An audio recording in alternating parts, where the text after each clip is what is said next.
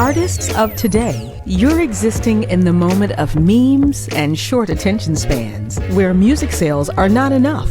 Profits per stream are a percentage of a penny, and although in a matter of minutes, a viral video can change your circumstances, when your flame fluctuates, what do you have left? At Hip-Hoppreneur, the music industry's first leadership consultancy, we provide you with the tools to answer that question and hone your talent beyond the music, allowing you to define your impact in a more meaningful and sustainable way. That's why we've designed a live streaming series called Discover Success Beyond the Music. The series will introduce artists to 4 key elements: leadership, brand alignment, entrepreneurial development, and power brokering. These factors develop individuality and guide as a blueprint for long-term success beyond the mic, outside the art, and the industry. In this new era, leaders have access to places where many artists won't and where brands get left behind. Register now at thehiphoppreneur.com. Hip-Hoppreneur, because artists mature. Welcome. Week number 4. I'm Cedric Muhammad, CEO, the Hip-Hoppreneur. I want to thank you for joining us again. This week, our subject is power brokering. And week 1, leadership profile. Week 2, brand alignment. Week 3, entrepreneurial development. So we bring everything home and pull it all together as we talk about power. Very, very touchy subject, a subject that it's almost like breathing air or swimming in water. It's everywhere, but so few people understand it. And it's almost assumed that everyone has some type of a working knowledge of it, that people don't get to the root of it. So today we hope to do that. That's our goal. So many of you have been with us every single week, and I especially applaud you and thank you. I wrote a book, The Entrepreneurial Secret, about 10 years ago now, where some of the things that we've been discussing are explored there with greater length and in depth. The story of Raekwon and Method Man is in there, the negotiation that took place between myself and PepsiCo relative to the Wu-Tang tour, the Rage Against the Machine tour, that's chronicled in there. But we present them as lessons and examples and things that you can learn from a principal perspective. And what one chapter in there, chapter 6, is one on power. We talk about the nature of capital, the nature of power, secret of negotiation, the secret of etiquette. So this is the volume 2. Many people often ask me which of the 3 volumes they should buy as it relates to what we talk about in the music business and the science of business, so to speak. Volume 2, the entrepreneurial secret to starting a business without a bank loan, collateral, or revenue. 10 years now, it's still selling. Something that we're very proud of. Okay, so this week, we're going to wrap up. We're going to do a few things. One, we're going to wrap up the whole blueprint, the whole model, everything that you would get as a client. We'll present you it's about 17 or 18 steps. I'll go in succession. These are like propositions, things that you need to know. And we'll deal with the power brokering aspect of what we do. And then I want to tie all this into the electoral season that we're about to enter, because this is an election year and you're going to get some of your best demonstrations in what power is and what it isn't as you watch the rise and fall of the candidates on both sides of the aisle in the Democratic primary, and then whatever may happen on the Republican side with President Trump facing the winner. I imagine there'll be a few people that will run against him on the Republican side, but I don't expect any of them to be victorious. So power brokering, your natural effect that leverages the most value. So let me run through something that we deal with in my book I want to talk about the 5 power sources and types. I want to talk about the power base. And when you become a client of the Hip-Hoppreneur, we run you through a matrix and provide you in the context of what I'm about to discuss. So there's 5 power sources and types, and this is a combination of things that I learned from my mentor named Frank, who's featured prominently in the book, a gentleman named Roger Dawson, who did a lot of great work on the subject. So the first form of power, there's 5 of them altogether. One is coercive, one is the power of reward or to reward, legitimate power, expert power, and then lastly, associate, referent, or what they call reverent power. There's 5 elements of the power base. 1 is the turf, 2 is authority, 3 is expertise, then there's charisma, and then there's subordinates. So coercive power, the best example I could give you is your parents. They have the mother or father or guardian, whoever raised you when you were little. You were physically no match for them.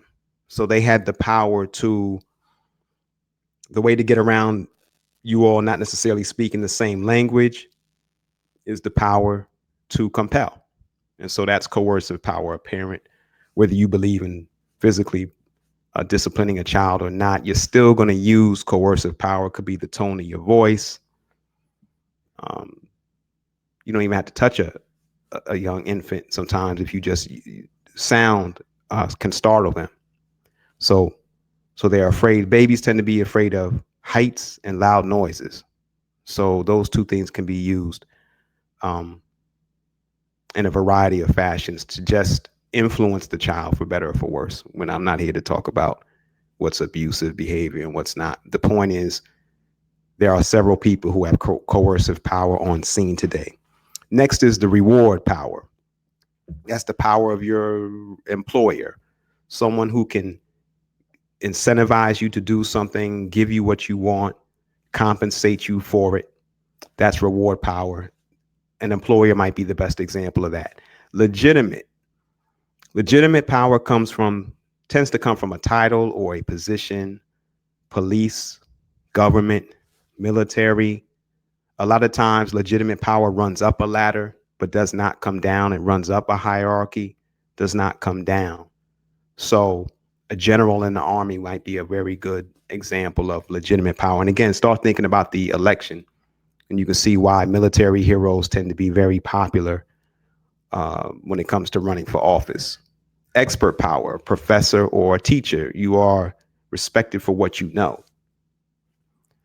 Then there's associative or referent power, the reverend or imam or rabbi or sheikh, someone who claims to have an association with a higher power or another power or somebody else external to themselves. That's referent or reverent power. But a reverend is probably the best example, citing their relationship with the supreme being. And then celebrities. Buy this product because I'm giving it credibility. Use it because I do. This is a very big issue in the music business and in entertainment and in culture now with social media and connection and conversation. As we know, influencers, those persons who are coming from showbiz and just everyday life, and they have the ability through authenticity usually, or vulnerability or transparency, to persuade you to consider or open your mind toward a product or some type of activity. The principle is the same, though. That's all associative and referent power. Next on the power base, we have turf. Turf is your boundaries, your limits. It's where you might have authority to reign. It's where you may work, but it's also where you're limited. So power comes many times by a narrow swim lane where you have a concentrated level of influence, but it may only be this wide. Sometimes that tiny little bit is what gives you influence. And some people, that's in marketing, sometimes the most important thing you can do is give up other things. So that power of turf, boundaries, limits, where you may work, reign, where you're confined and limited. Authority, these are the rights, the privileges, the prerogatives that often come from a position or a title. Expertise, we referred to that earlier, but the distinction I want to make about expertise is it's not just what you know. Many people, their ego gets wrapped up in their knowledge, what they know, what they studied. You'll see this with a lot of people who get degrees. They work so hard and they sacrifice so much to obtain that position and that title that they want you to know that they should be respected for that. But expertise power doesn't come from just what you know. It comes from the fact that people respect you for what you know. And you can't always just win people over by the basis of the fact that you have a PhD or a master's. So expertise power is twofold. It's you actually knowing something and people actually respecting you for what you know. Charisma, your spirit, your aura, your personality, your magnetism. But it's not just being attractive because of those types of qualities. It's being able to know when to use those qualities in time. So charisma is magnetism plus timing. Next, there's subordinates. This is the most important area. A subordinate, or the group of subordinates, or the network of individuals that either report to you, look up to you, or under your care. They are the most credible in revealing something about your qualities. And so an apprentice or an intern or a student, these are the types of people who would make up your subordinates. Okay, so you got those 5 areas. You got the coercive power. These are the 5 sources and types: coercive, reward, legitimate, expertise, associative, irreverent. And then you got the power base, the turf, the authority, expertise, charisma, and subordinates. That's your foundation for what we're going to get into next. So again, power brokering, your natural effect that leverages the most value. So it's not just what you are able to influence people through, it's how valuable it is. That's the brokering part.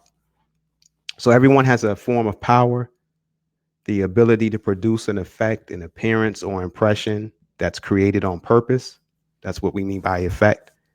And few of us, though, know with certainty which of our qualities are the most influential or valuable and when to use them. So again, it goes back to timing. So one, we all have a form of power. For some, it may be beauty. For others, it may be intellectual charisma. For some, it could be a varied experience, an interesting life story, could be a title, all the things that we talked about before. But one, you have to be aware of it. You have to be self-aware. 2, you have to know when to use it and what may be the most or least influential at any particular period of time. Some people use their looks when it may be more appropriate to use their subtlety. Some people use their expertise when it may be more appropriate to use their title. Next, we go to the 9 dimensions of power. So 1 is purpose, 2 is structure, 3 is function, 4 ideas, 5 network, 6 money, 7 charisma, 8 compulsion, 9 subtlety. And the main emphasis here is their selection and combination at the right time is success. Again, timing. I'm going to keep emphasizing timing. So purpose. Purpose is the why, the compelling reason, why you're here, what is undeniably authentic or sincere or self-evident about you. Sometimes it can be expressed in words. Other times people can get it intuitively. It's a form of power. A person that's driven with purpose is very hard to overcome because their belief in themselves is not only a motivating factor, it's a factor that compels or inspires perseverance. So they know they're right, or they know that they're on course, and then they know they're going to get there. So there's countless people who we know have purpose. You felt it, you know what it is. Structure. Sometimes something could be nonsense, but it's so well put together. The way it's structured, the way it's presented, the way it's organized. So magnetism comes from organization around poles. And the pole itself is a reflection of a level of organization. So if you're not magnetic, you tend to not be organized. But something is well put together, the structure of it is just compelling. So if you may be lacking in one area, always remember that the presentation, the structure, the way you organize it can overcome a lot of defects in the eyes of other people and open their mind and influence them. Function.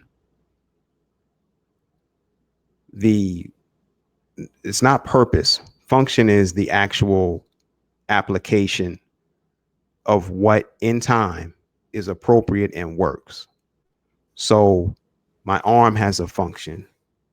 The digits of my fingers have a function in my hand. The hand has a function. The fist balled up has a function. The knuckles have a function. They all can do something unique, or they reflect some division of labor that's appropriate to whatever it may be. The phone has a function to help me communicate. The book has the function to contain data and information that I can then internalize. Internalize information is knowledge, and then wisdom and understanding, the application and the knowing of what's appropriate and how to use it. So everything that you see, this microphone has a function. Okay, so being aware of the function and then being on time and how you actually use it or demonstrate it or fulfill it is a form of power. Ideas. I don't want to jump too far ahead, but we'll talk about some of the candidates running for president later. But ideology, ideas are a form of power. The ability to perceive or conceive of an idea is an incredible power. A lot of people don't know how to ideate. It's called. There's two ways that ideas tend to come about. They tend to come about out of insecurity, where a person has experienced some source of loss, and they engage in what's called search behavior. So something has changed dramatically. There's been a death, a loss of wealth, a loss of standing, some type of humiliation that causes them to, relatively speaking, become lower or less than what they were, relatively speaking, not in their essence, but they feel it internally. And so they begin to think harder. They begin to search for alternative ways of doing things. And so new things become present, new things have become apparent, and then they make a decision to try something new. So that's the basis of an idea, and the decision making that's attached to it, that's influential, that's powerful. Network is the assemblage of people, the group of individuals who can execute your ideas or who can become customers to you. They go wherever you go. They're loyal. And you have heard me say this before. A business is made up of 4, 5, and 6 on the list: ideas, network, and money. Network is the most important. It's the hardest to duplicate. It's the most difficult to steal. You can steal ideas. You can steal money. It's very hard. It takes a lot more effort to steal a network. 6, money. Money is a form of power, and for better or for worse. So money is just a medium of exchange. It's a unit of account, meaning it's a measurement. So if I say I want to pay $8 for something, no money has been exchanged. Money is just a unit of account. It's like a ruler. It's an inch. I'm going to travel 2 miles. The mile is a unit of account, just like a dollar when you're quoting a price. Then there's a medium of exchange. You actually use it to buy and sell things. And then money is a store of wealth. So this is relevant to all the discussion now about cryptocurrencies and gold and paper money and the dollar. But money is definitely a dimension. That's a dimension of power, I should say. 7 is charisma. We talked about that earlier: attractiveness, aura, spirit, magnetism in time. Intellectual charisma. Give a Bray Wyatt, WWE, has a lot of intellectual charisma. Fidel Castro had a lot of intellectual charisma. There's Nas, the rapper, a lot of intellectual charisma. People that can move you, not just based upon appearance, but based upon how they think and how they articulate. Compulsion. In some sense, compulsion is the lowest dimension. It's the least significant because it's brute force. It's very overt. You can see it. It's like as huge as a planet or the sun. It's force. Um, it's the exercise of a will against another, the imposition of a will on another. That's compulsion. But it's used all the time. People compel people to do things all the time. It's the form of power that's diminishing the most as people become more connected, better educated. Subtlety, to me, it could be the greatest form of power at times because you can't see it. It's subtle. It's almost like the martial art Wing Chun, where you use the person's force and power against them. You don't resist. You kind of hide your power and allow their power to work against them. So subtlety is really what you can't see. It's almost like the animating force of what you can't see, that if you can tap into it, it's powerful because it's almost like deceptive. So the person is reacting to an illusion. They're reacting to an appearance. They're reacting to something superficial that does not connect to the essence or the real authentic power, or measure. It does not allow a person to measure properly what they're dealing with and in opposition to. So the key to all of this is the selection and the combination of all of these at the right time. So if you have a question, you can type that in as we go through this. I'm going to continue to run through these as we kind of like summarize things tonight and do a summation. But you can type in your question as always and then submit it, and we'll get to it and publish it. And then I'll answer it. Now, in power brokering, there's three things that must work together for us. There's one, our qualities and our assets. That's their influence and value. Two, the context. This is very big. That's the circumstance, the individual, the event, or the institution that we're involved with. Now, think in terms of a negotiation. Okay. And then there's the objective, what we want plus what they want.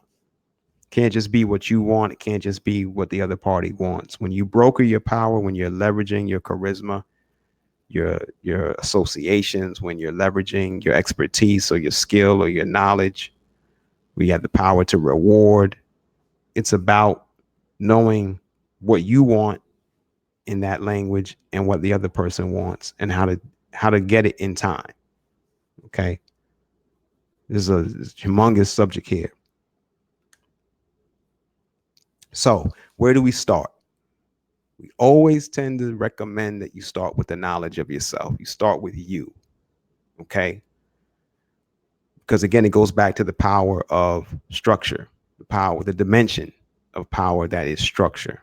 So if you can just organize yourself better, your thoughts, your emotions, your feelings, your presentation, the tighter you can make that, the more organized you can make that, then the more magnetic you can become, the more interesting, the more appealing. So you start with the knowledge of yourself, and that means past, present, and future. There's three dimensions to self. There's what came before you. There's what you are in the present from what came before you.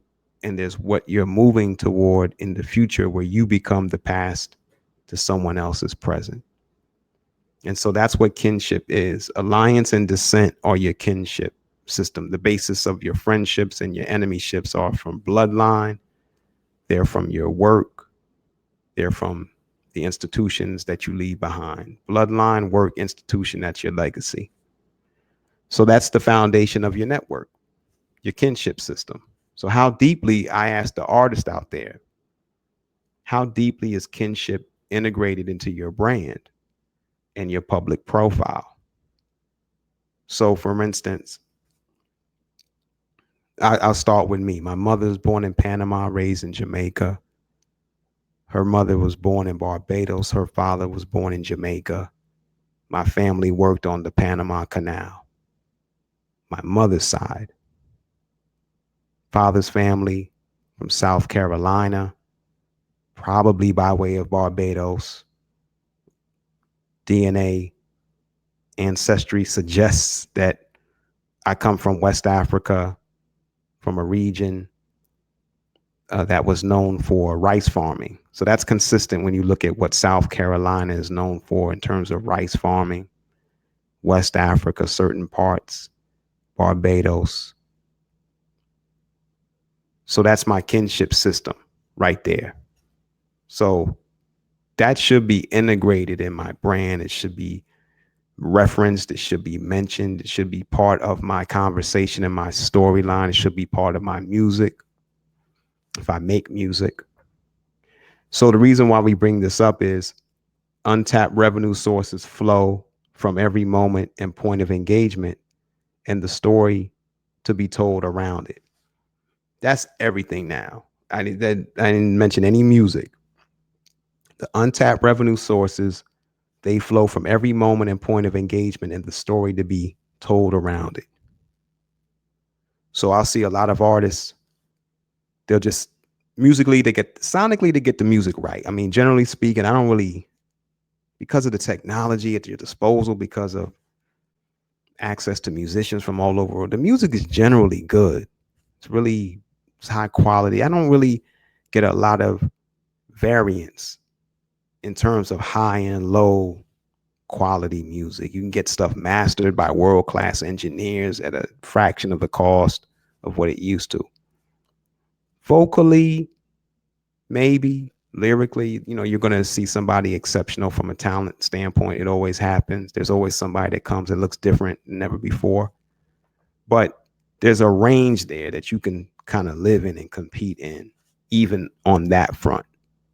So what's going to differentiate you now, not even your look, everybody kind of looks the same after a while. A new person will come with a brand new look, and then you'll see every artist start to style their hair, their skin complexion, walk and talk and wear the same outfits. Eventually, it'll all come back to a median or a mean look, an average look. So what's exceptional becomes average. But what should always remain unique is your story, your kinship. So untapped revenue sources flow from every moment and point of engagement and the story to be told around it. And when I say moment, that means we don't, I watch all these artists talk about still when their album is coming out, as if you can drive news now in conversation for more than a few days with a new album. Please, you have to be able to go moment to moment. And the only way to do that is with your story, your look, your commentary, your editorializing, your opining in real time. So remember, a story is more valuable than a brand or a song. So the key to brokering power is leveraging it across the dimensions that we talked about in the kinship system. And so at Hip-Hoppreneur, we walk clients through an 8-step process that enables you to engage as many as 50 points of storyline. Now, remember, I told you all about a company that I have interacted with they collect as many as 10,000 points of data. Now, this is not just data that I'm talking about. I'm talking about points of storyline.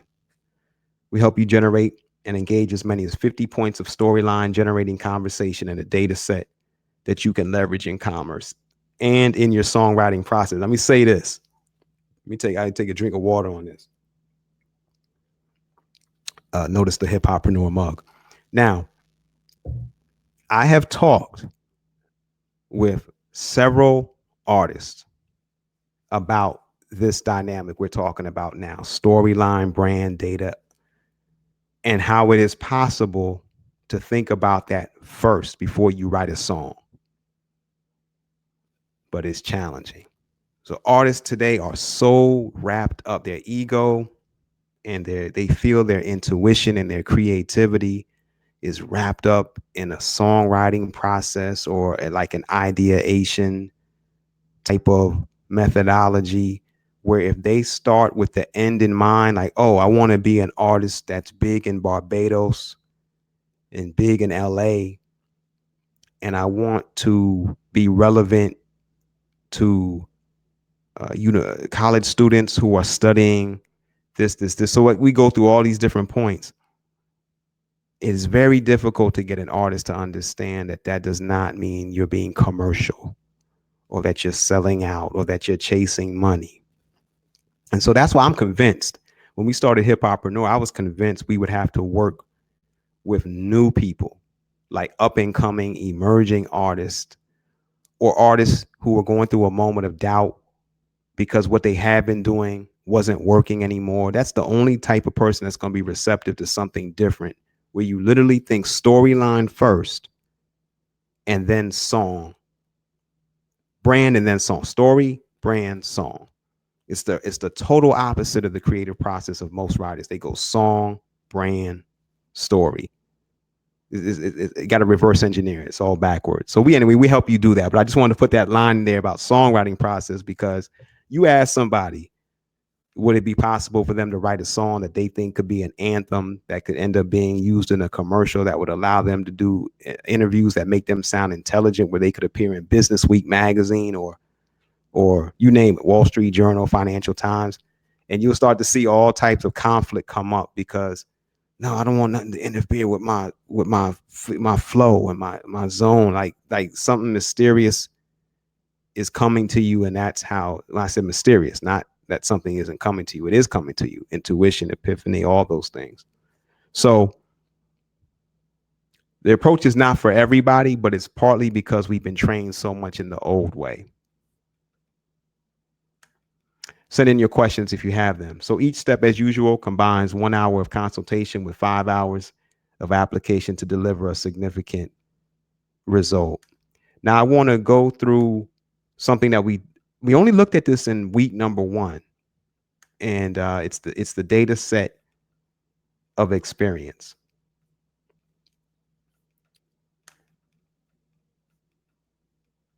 And this is why music sells everything but itself.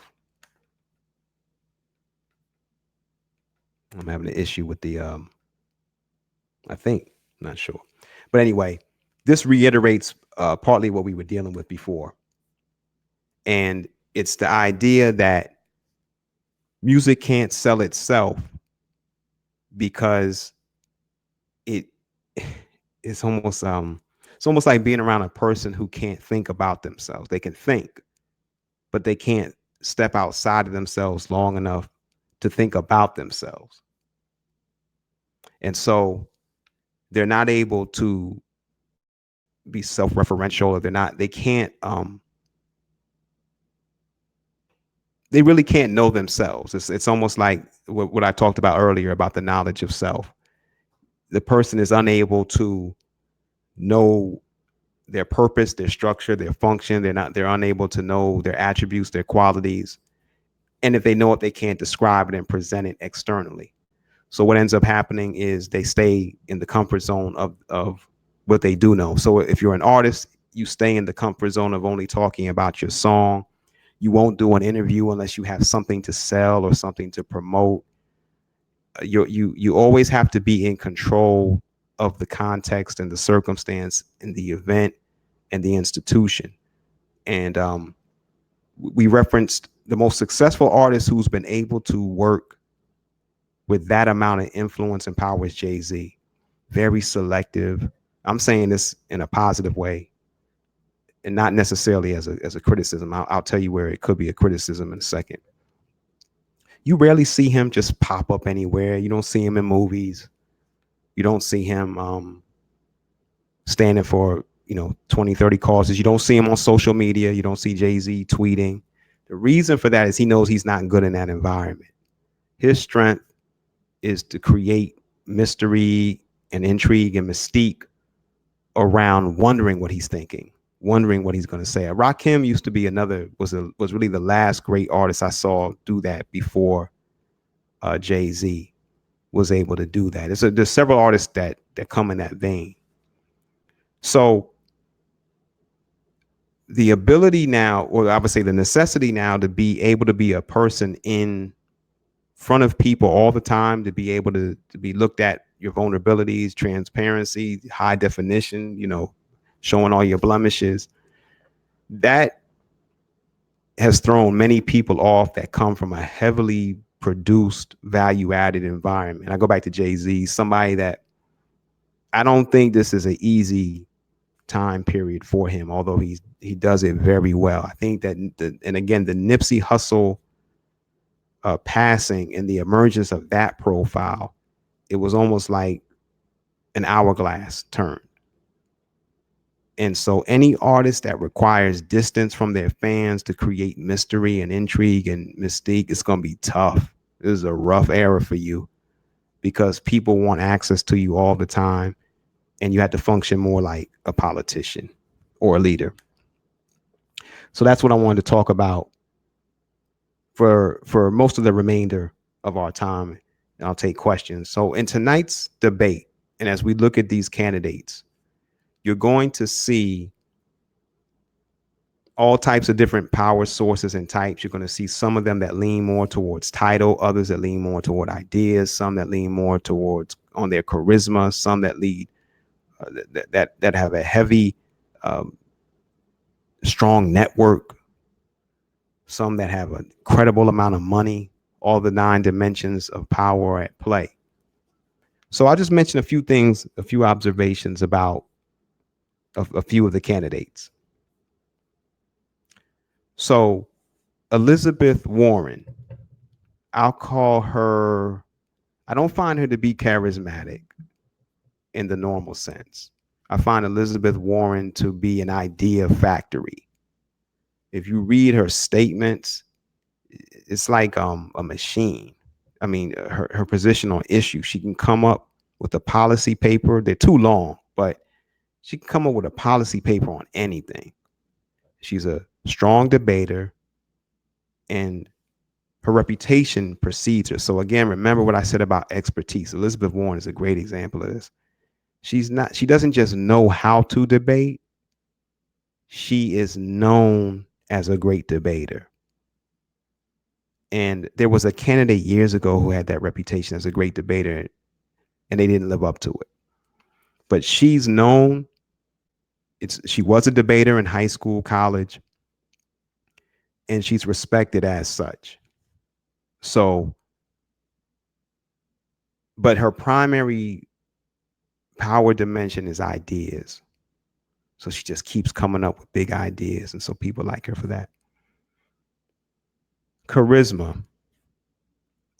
Beto O'Rourke is interesting because he must have stood like in front of a mirror and just practiced being President Obama, like rehearsing the lines, the cadence, the body look, the whole posturing. It's very Obama reminiscent on purpose. Like that's not an accident. He clearly got in front of a mirror and perfected the Obama mannerisms. But he does have that kind of intellectual charisma. I would say that Mayor Pete Buttigieg has a few things. I think that he has the ability to I'm dealing with people's strengths primarily now. I'm not being overly critical yet.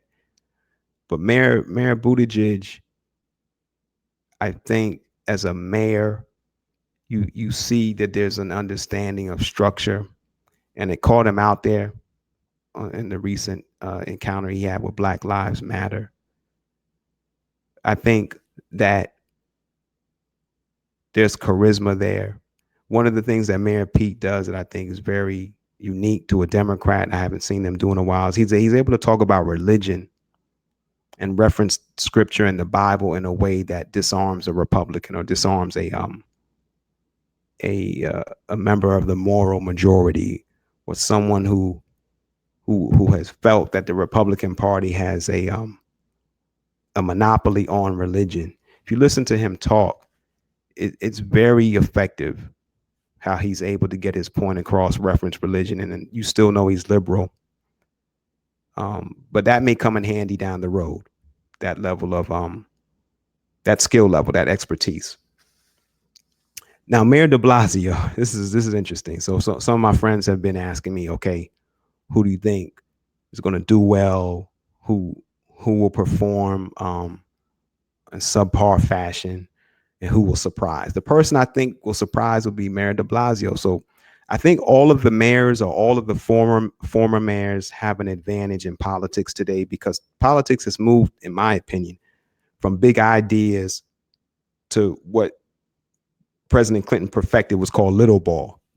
It's the ability to focus on bread and butter issues or social quality of life issues. So everything between, you got identity as being dominant, whether it's LBGQ,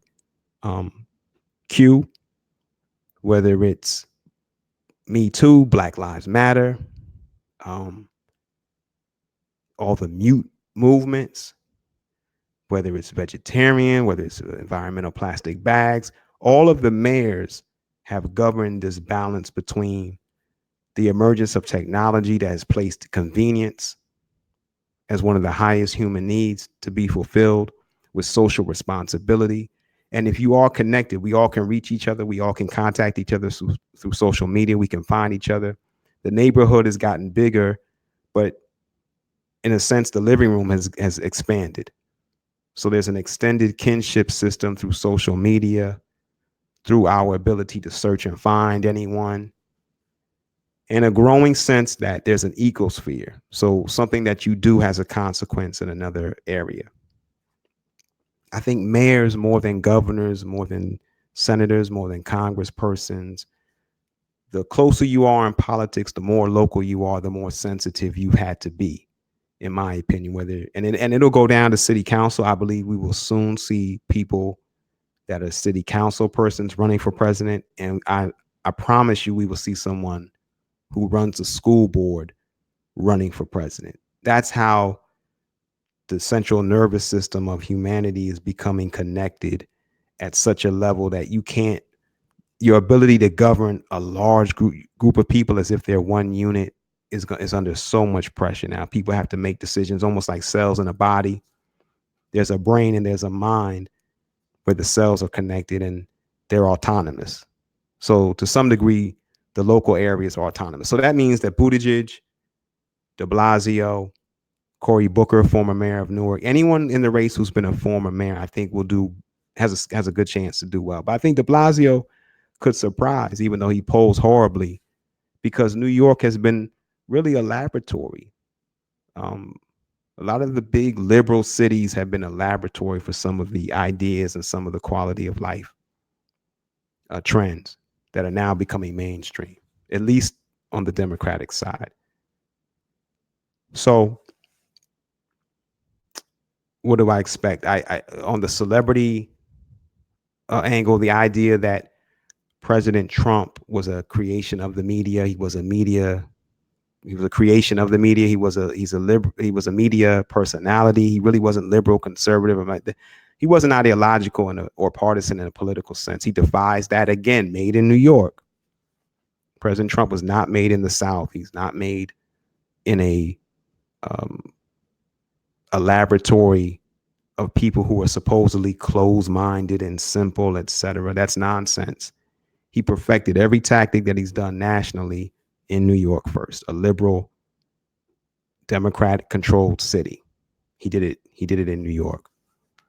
But as was President Obama. These are like larger than life. President Obama was a cultural entrepreneur, had an incredible skill set, traveled the world, had a sensitivity that we talked about. The world was a neighborhood to President Obama. President Trump, the neighborhood is smaller, but he brings through populism a connective tissue and economic nationalism that has America more functioning like it's a small town, a closed economy. Again, the power of structure. President Trump is able to do that. So if the next president, female or male, continues in that line of President Clinton, charisma, ability to generate gossip and conversation, George W. Bush, I can't tell you how many Democrats I know that say they don't like his politics, but they would love to hang out with him. He seemed like a person that people could sit with and he was comfortable in his own skin, that charisma. Then you have President Obama, obviously charismatic cultural entrepreneur, and President Trump. So all of them are heavy on culture. All of them are heavy on the ability to dramatize big ideas and abbreviate them and pull people together into groups and settings that they normally would not be in. The one statistic I give everyone to kind of prove my point that this is one thread and these are not separate people per se is the 8 million people who voted for both President Obama, I believe twice, and President Trump. 8 million people voted for both of them. So that defies political description. So you got to think like that in reference to yourself and where you stand in the marketplace. where you stand relative to your quote unquote competition, individuals who you might be able to, through kinship alone, identify with, collaborate with, maybe enter into certain conversations and topics that otherwise would be seen as off limits to you. All of that is, there's no longer an era where you're just a gangster rapper or you're an R&B diva or you're a country and western singer. I think the Little Nas X, was it Old Country Road? I forget the name. I get the title mixed up, but it's genre blurring. Okay.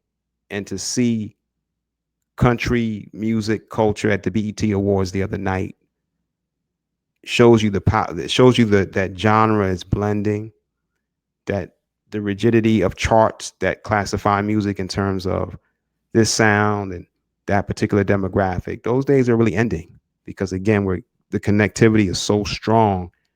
The artificial barriers of ideology, and again, this goes back to what we talked about in the power base. The power turf is very limiting. So your authority, you think you have the ability to govern a specific area, but turf is limiting. And so genre is limiting.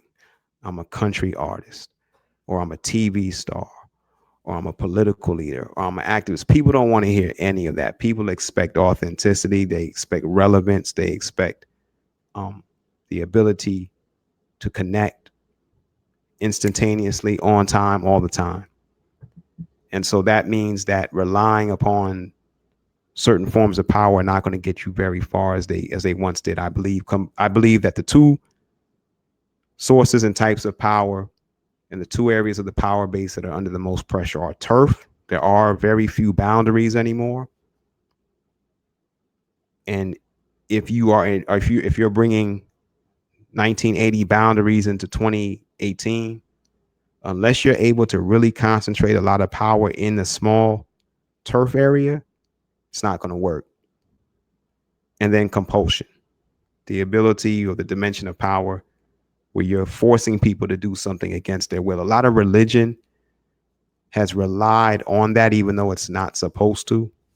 It's supposed to appeal to reason and free will. The whole premise of religion, if you understand it in terms of obedience and disobedience, is evidently there's some level of free will that allows you to not do what you're supposed to do or what you're commanded to do. So the premise is that's germane to religion and the whole idea of a fallen man that's reconciled back or restored to their original self.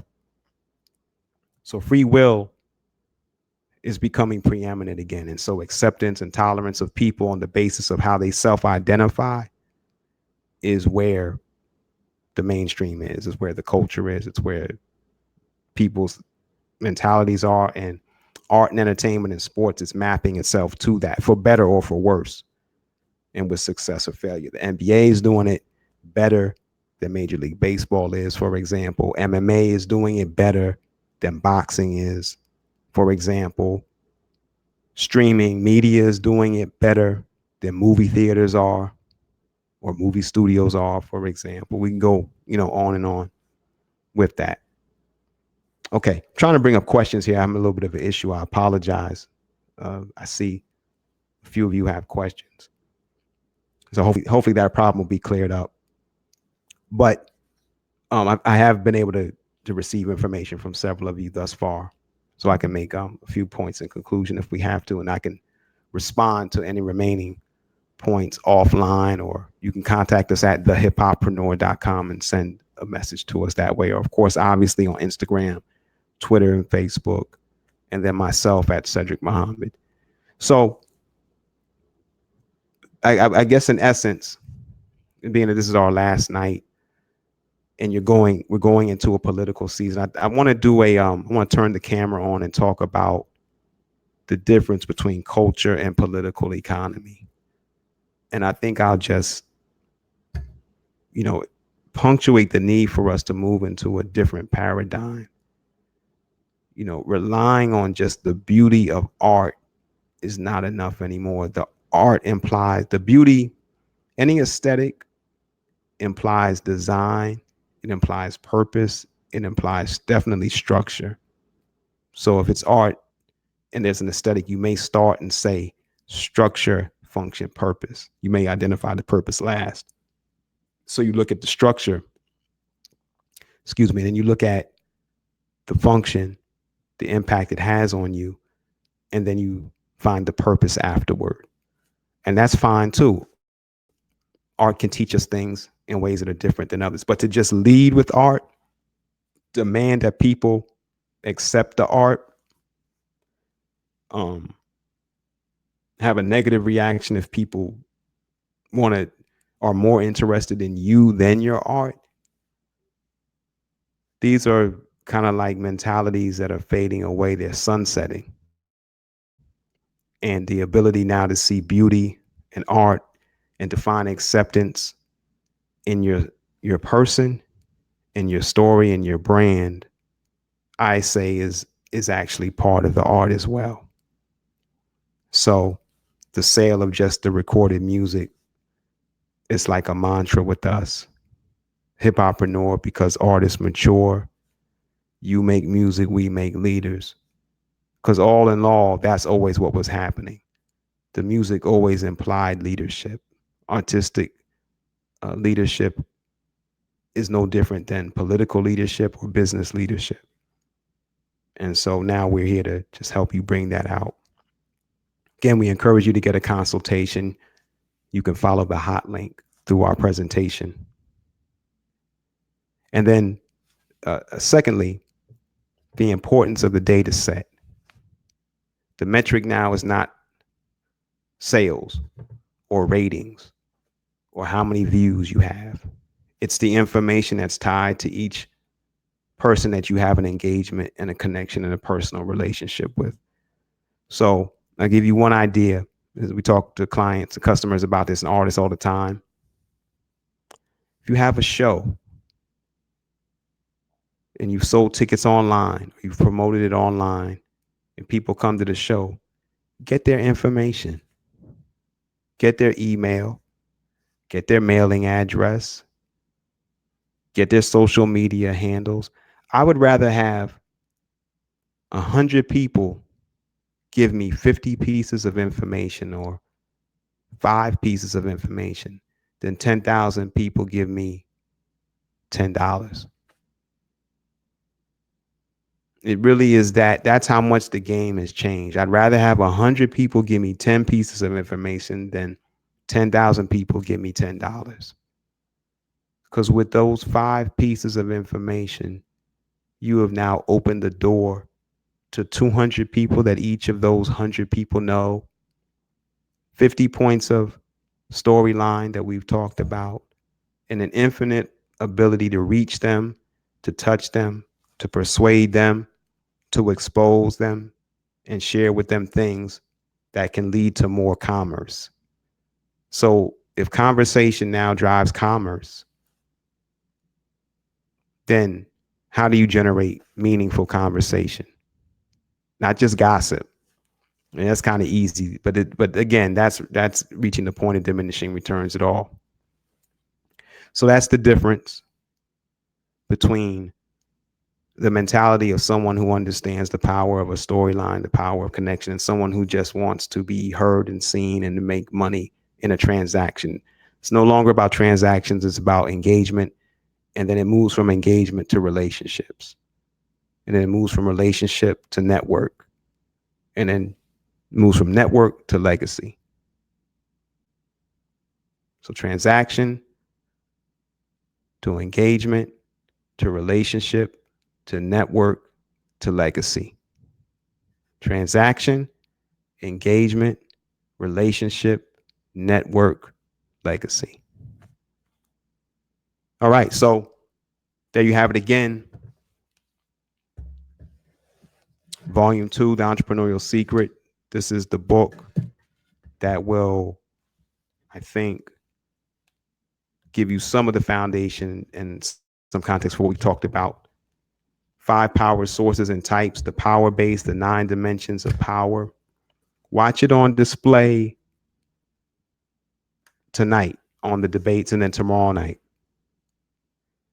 Tomorrow night is Joe Biden and Bernie Sanders, right? Watch Andrew Yang. I think that's his name, Andrew Yang. He's the wild card. He's going to probably have the most ideas. He may, if he's able to write a song. And again, I'll say that as who wins these debates is a campaign consultant, very experienced campaign consultant named Bob Shrum, and he was quoted a lot in articles today leading up to the debates, and he said it's the person who can come with the catchiest one-liner, the statement or the phrase, the person who can create the moment that's the most memorable. So one, you got to win tonight in terms of writing a hook, writing a song, coming up with something that abbreviates a truth or a principle, but sears you deep into the minds of the people. And then you got to win the day after on social media.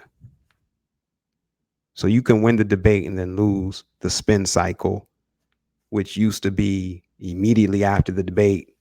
Each candidate is meant, this is as recently as maybe 2 elections ago. All the people would support them. They would come and they would spin and they would be surrogates. But again, this is subordinates. So when you see a surrogate or when you see someone, a follower or a supporter of a candidate, that's the equivalent of a subordinate. That's someone who's loyal to that individual, who looks up to them, who could be paid to do it. But there are also many of them who are genuinely there because they love the candidate. They want to support them. So the power of your network matters in trying to communicate.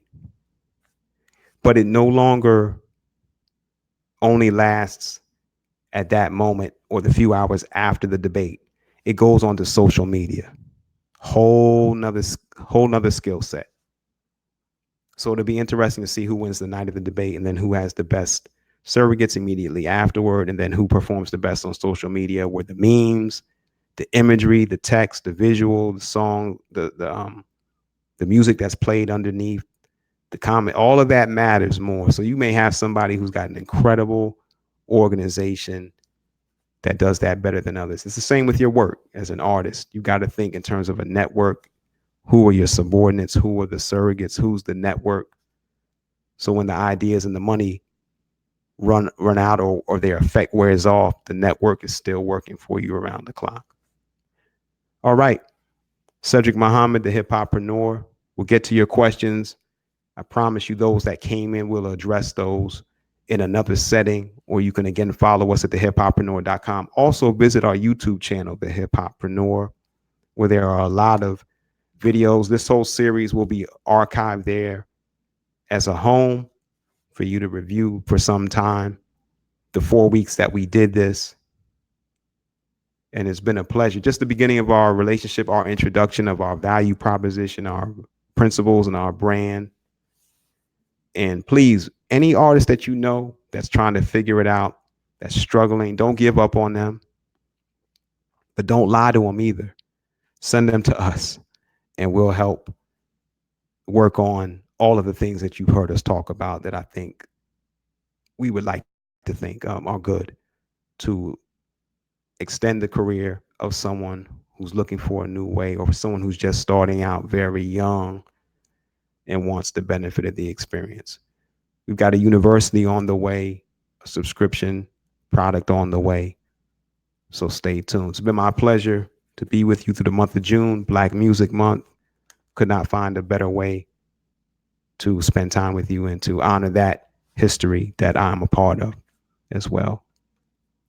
So thank you so much. Good night.